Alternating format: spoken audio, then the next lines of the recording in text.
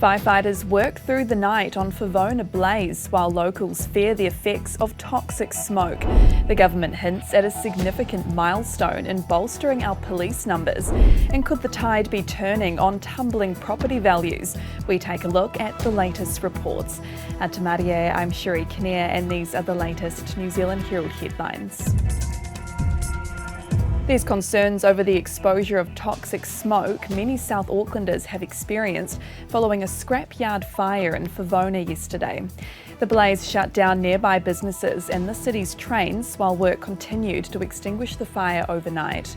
NIWA says the smoke's particles can cause lung inflammation and respiratory issues like asthma.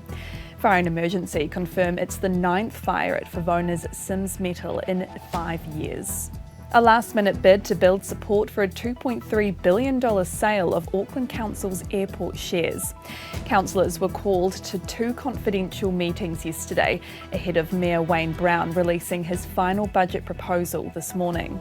Our newsroom understands the signals coming out of the council and the Mayor's office are that Brown doesn't have the numbers. If Brown can't sell the airport shares, he'll have to go back to his original proposal, which includes drastic cuts to the arts. The government's expected to announce it's reached a significant milestone in the bid to get more cops on the street. The Herald understands it'll today meet its promise from 2017 of 1,800 net additional police officers.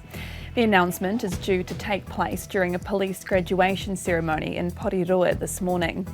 Numbers from the Police Minister's office show police officer numbers in Auckland also grew 390 over the last 6 years.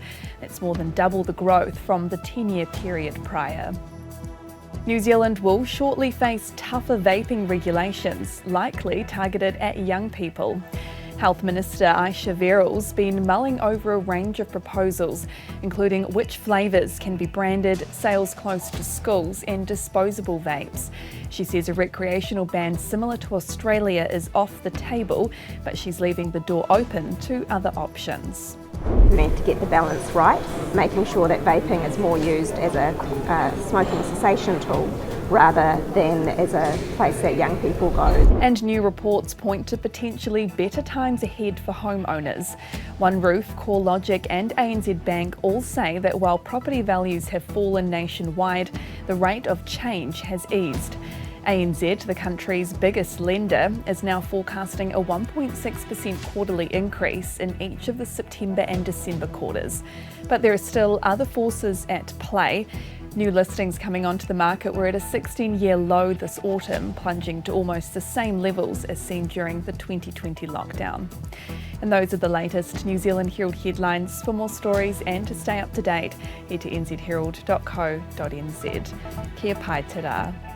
Thanks for checking out our YouTube channel. To stay up to date with all the latest news from the New Zealand Herald, click the subscribe button below or check out one of the videos here and head over to nzherald.co.nz for more details on these stories and more.